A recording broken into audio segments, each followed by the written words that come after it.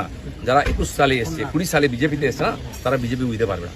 কেউ কেউ RSS দেখাচ্ছে, কেউ কেউ হিন্দুত্ব বোঝাচ্ছে। দিলীপ ঘোষকে হিন্দুত্ব বোঝাবেন না। আমার কাটলে গায়ে হিন্দুর রক্ত বেরোবে, বিজেপির রক্ত বেরোবে, বাকিদের গায়ে কি রক্ত?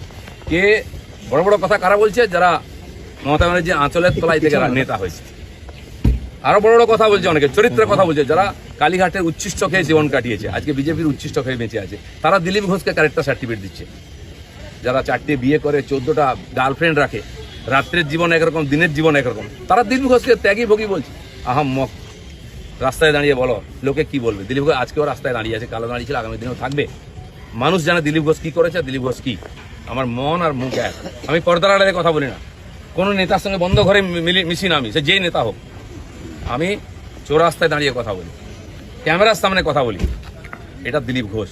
তাতে যদি কারো কষ্ট আমার কিছু করার নেই। দিলীপ ঘোষের মিশন ঠিক আছে, দিলীপ ঘোষ পাল্টাবে না, নীতি পাল্টাবে না।